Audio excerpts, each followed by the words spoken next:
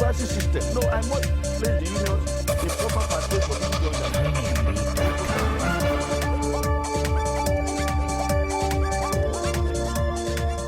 Hello and welcome to the program. I am DEJI360 and thank you very much for joining us once again.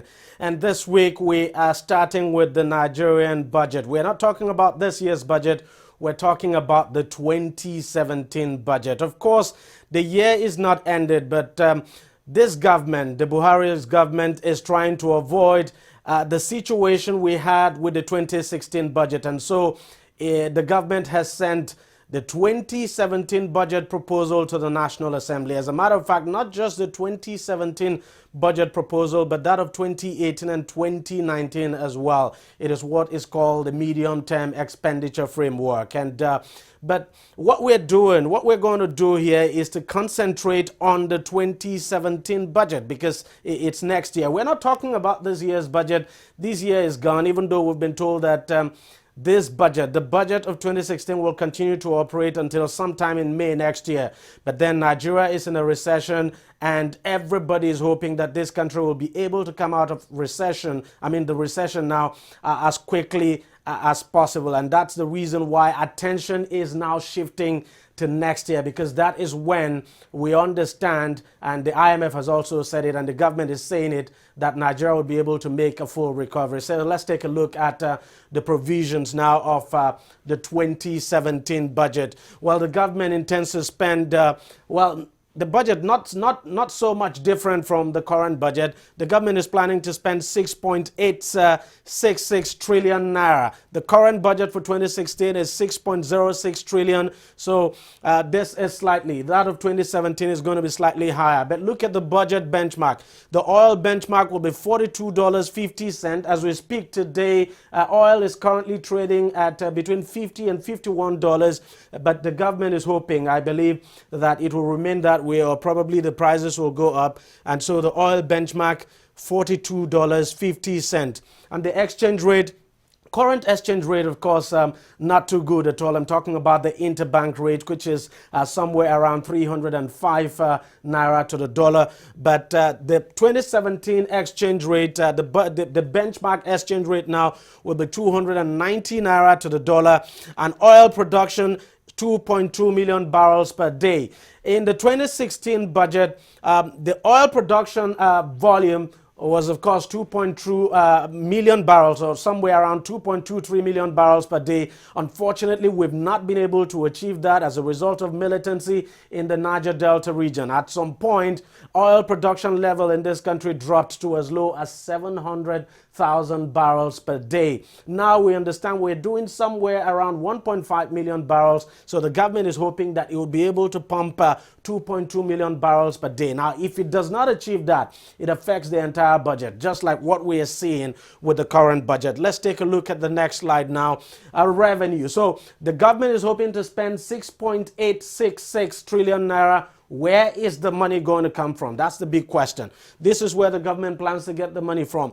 The total revenue target is 4.16 trillion naira. 4.16 trillion naira, of course, is slightly lower, at least over 2 trillion lower than the total expenditure of 6.866 trillion. But we're going to talk about where the government intends to get the shortfall. But let's look at the breakdown now, where the government intends to realize the 4.169 trillion. First is oil revenue. It's hoping that it will be able to generate 1.3 trillion naira from oil, and dividends from NLNG. That's the asset now that we're debating whether to sell or not. The dividend will come. Dividend from NLNG will be 14.11 billion naira. Then mining and mineral will be 1.06 trillion. Now that's quite huge, and it's really huge if we're able to realize this. I mean, you look at this revenue, you begin to get a picture that this government is trying to win the country away from oil. And this is a clear example.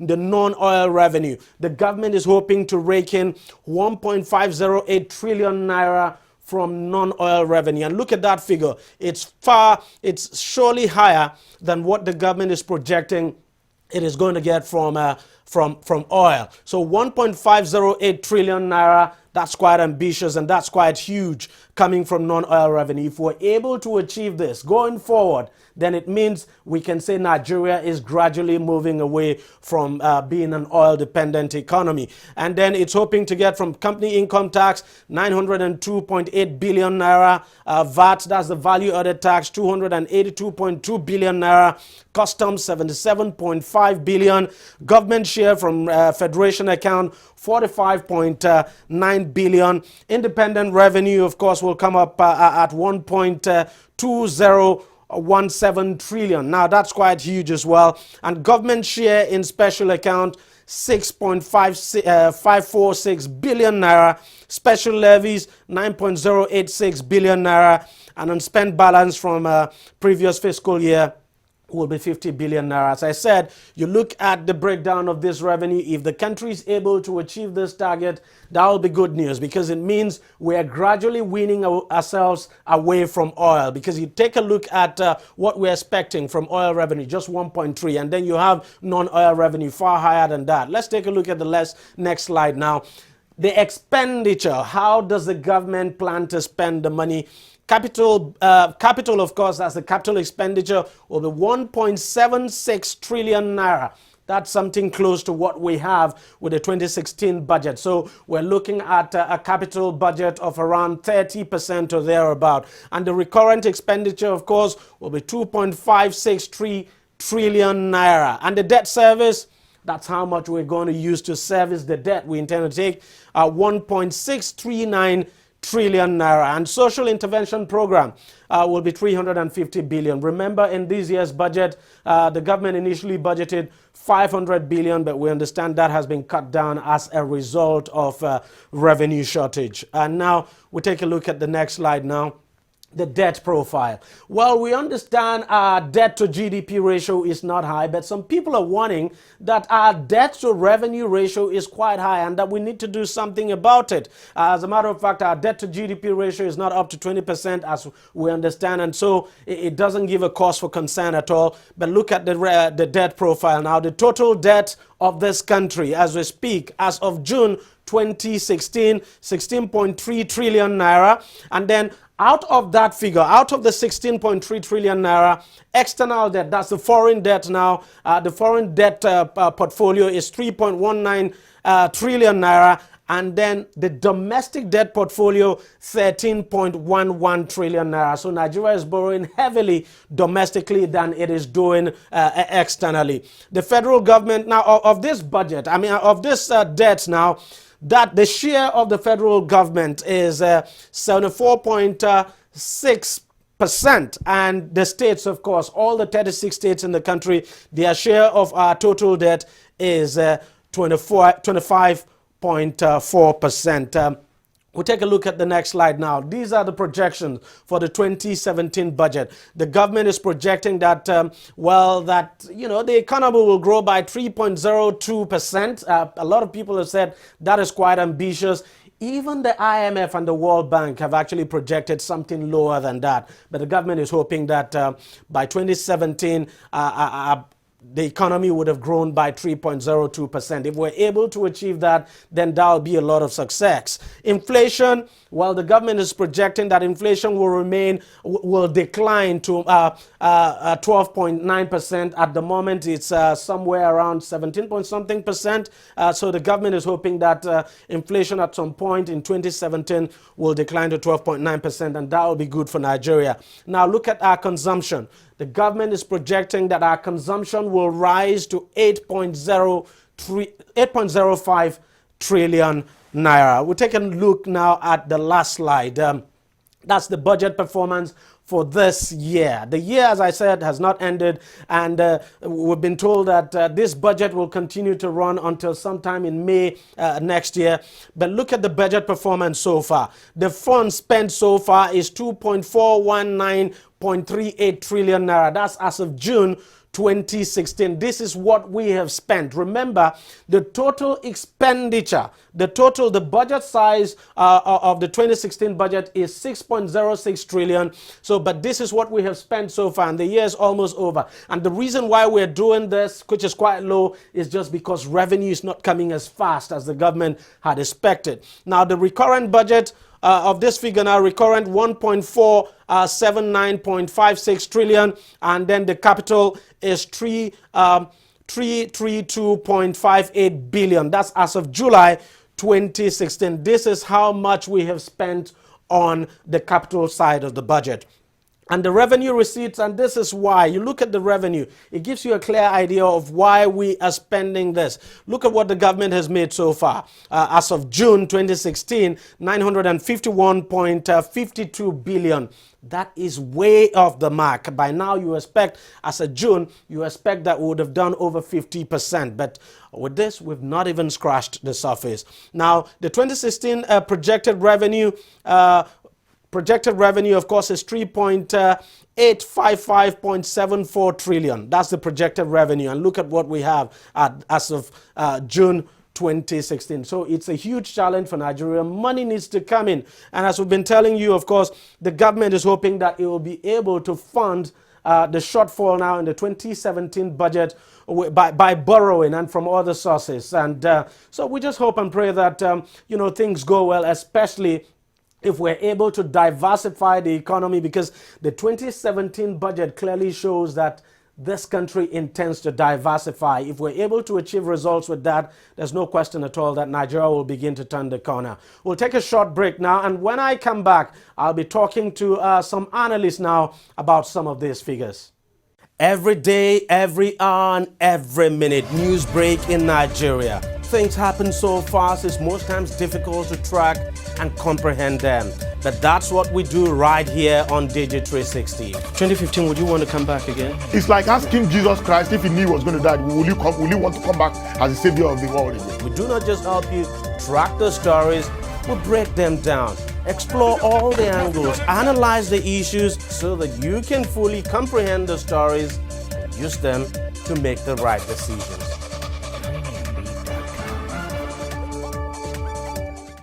All right, sir, thank you very much for joining us on the program. First off, let's start by asking you what your take is on the provisions now, the projections in the 2017 budget. The government, of course, proposing to spend somewhere around 6.866 trillion naira. But then you look at the oil benchmark of $42.50, and then an oil production level of 2.2 million barrels per day. Do you think that's actually feasible? Well, the point is that when you look at what is going to happen this year, then you begin to wonder what is going to happen next year. This year's budget of 6.06, I don't know how far we're going, but it's clear that we will fall short, both in revenue, also in the amount of money we had planned to borrow, the 2.2 trillion deficit. I don't think we will ever achieve this. So ordinarily, one will have said that for next year, the growth is very subdued when you add the fact that there has been devaluation. 6.9 against 6.1 isn't much when you've taken a devaluation that is over 50–60%. But I think the issue is that this year's actuals will be much less than the 6.06 trillion budgeted. So that might improve the difference. But otherwise, I believe that the budget itself is just in the same line. There's nothing extraordinary happening in 2017. It's like following the same path with little increments in terms of naira. But when you add devaluation, you might find there is no growth at all. The government is also projecting a growth of more than 3%. Do you share that view? Well, I do not think that is feasible in 2017. I look forward to a recovery if we end this year at either 1.7% decline as IMF has projected, or even the 2.1% I hear that the Bureau for Statistics in Nigeria has projected, then next year I expect some recovery, but not in the neighborhood of that 2%. Somewhere about 0.61% next year will signal, some recovery from this present situation where we're having below zero at GDP growth per quarter. And I think that anything above 1% might be a little bit too optimistic, because the fundamentals are not changing much. The intensity of investment that is required to fire the economy out of recession, we're not seeing. So we really do not know how we can ranch up that kind of growth next year. Talking about optimism, because you talked about it, let's look at the budget benchmark. I mean, the oil benchmark now for the 2017 budget. $42.50 a barrel. Well, there's no doubt at all that the price of oil is gradually going up now, at least, somewhere in the region of $50 per barrel. You think by next year it might go higher? Or do you think that estimate is a bit too optimistic? No, I think it's realistic given the global projections for some recovery or some stabilization. There's always look at all the projections. It's around that $48, $45, $50 range for next year. Some even project up to $56, $60. So I think 42.5 is realistic in my own view. And I'm sure by the grace of God and also the global development, hoping that OPEC will do what it said it's going to do, put a little bit control in excess production, a little cuts back will help to shore up the prices. So I think 42.5 is realistic in my view. And let me ask you, sir, you look at the 2016 budget, already it is suffering from the lack of revenue. So it's one thing to make these budgetary provisions. It's another thing for the budget, the revenue now to come in. There's a challenge with the 2016 budget. As at June this year, the government had not been able to meet even up to 50% of its projected revenue. Do you think we might have the same problem with the 2017 budget? The possibilities are quite high. Because, as I say, the fundamentals are not changing. The only hope for increased revenue next year is, one, that the oil prices shore up to that 50 and stay above 50. Number two, that the settlement and resolution of the Niger Delta militancy is achieved. And number three, that we're able to find people to lend us money. The amount of money we needed this year, I do not think we'll achieve up to 50%. But there's a likelihood that next year will be better because, negotiating for these loans take long term. So this year it's been difficult to achieve the kind of lending that we are expecting or borrowing. But next year, I think probably we'll have more opportunity. Then added to that is my support for the desire of government to realize some assets that can help it shore up, some kind of inflow of capital in 2017. I think that is something government should continue to consider wisely, despite seem to be a popular opposition.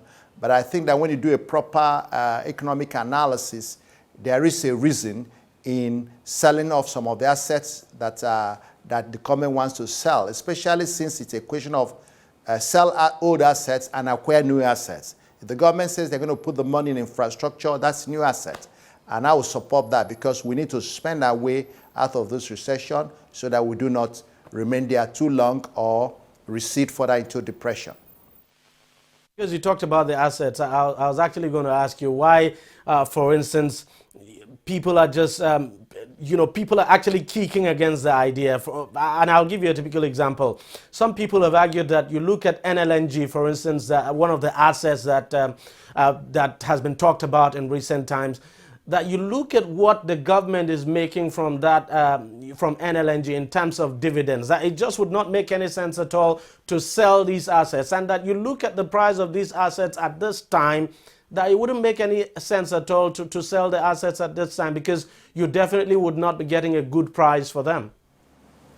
Well, I believe that the government is reasonable. It has people who think, running the government, economic advisors, and those who are involved. So they wouldn't normally sell an asset that is producing, that is yielding optimum income, an asset that if they discount the earning in a number of years, it probably will be bigger than selling off now. But I believe there are a couple of the number of assets that are suboptimal, that are not performing optimally. Those assets can be put into the market. And what's off is that some of those assets may become obsolete in the next couple of years. So the refineries, for example, belong to this class of assets that will go out of technological innovation in the next couple of years. So those kind of assets we can realize now, do more of concessioning, do more of issues related to transportation, get more private investment to concession some of these assets and run them. I have always believed that whether you sell the airports, you concession the airports, you sell the seaports, you sell railway lines, nobody's going to export them out of the country. Elsewhere in the world, most of these assets are owned by private sector, including a Nigerian that owns some assets in aviation in the United Kingdom. So I do not understand the worry about selling assets. I know Nigerians have a right to worry. What did we do with the money we earned the last time, and so forth and so on. But as I said somewhere, if we're capable of doing bad, we can also do good sometimes. So let's trust that this government that we have invested so much hope on, especially on the personality of President Buhari, we should trust that he will do the right thing. But if we do not spend money, we're going to stay longer in the the recession. And every day we're in that, so many things are going wrong. Jobs are being lost. Businesses are failing. And that will not do us any good. So the reason why we have assets is to use them when there is shortfall. And when we have excess, we can buy new assets. Fact is, if we have to spend our way out of this recession and we're not getting money now, we just have to get the money from somewhere. Correct.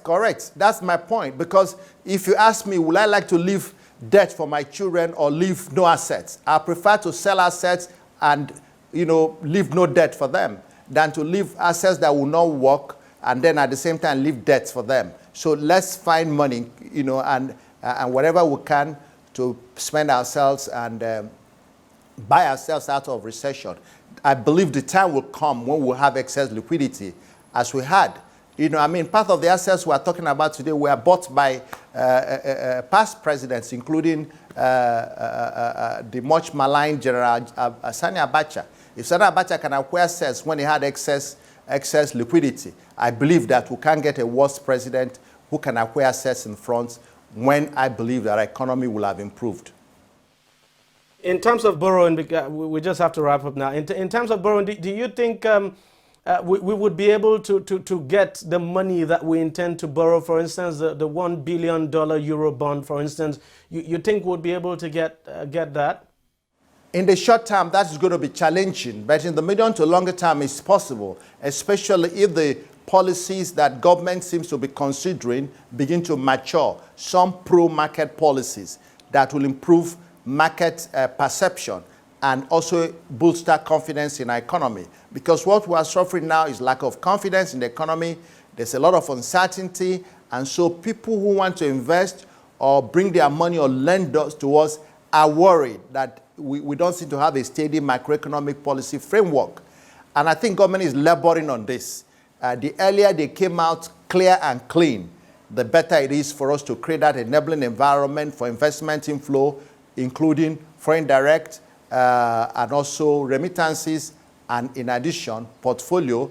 Then, of course, in terms of loans and bonds and such facilities. We are doing well with China, I believe, but we need to do also well with other multilateral relationships and bilateral relationships that can help to boost. The name of the game is bolster the economy, the confidence in the economy, show that this economy is resilient, is being properly managed, and that we will come out of it. That's what the world wants to know and they want to see. The moment they can see this, I believe they will lend us more money and more investors will come in. And talking about coming out of the recession, can you put a time frame to it? You take a look at the crystal ball. What can you say? I believe that by the first quarter, the first half of next year, we should be at least showing positive growth. That's my projection. We will probably end the year negative growth, but in the second quarter next year, if we sustain the effort we are beginning to see without any flip-flop, and we continue to do the right things, speak the right things, act in the right ways, I believe that some confidence will return in the economy, and that will ramp up. And also what government and the entire people of Nigeria are doing in agriculture right now. There's so much happening in agriculture. If we can sustain that focus on agriculture and support manufacturing.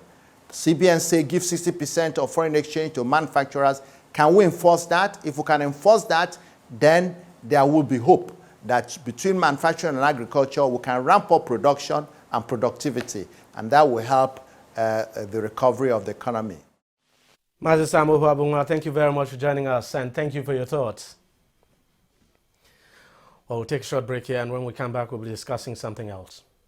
Every day, every hour, and every minute, news break in Nigeria. Things happen so fast, it's most times difficult to track and comprehend them. But that's what we do right here on DEJI360. 2015, would you want to come back again? It's like asking Jesus Christ if he knew he was going to die, will you want to come back as the savior of the world again? We do not just help you track the stories, we break them down, explore all the angles, analyze the issues so that you can fully comprehend the stories and use them to make the right decision.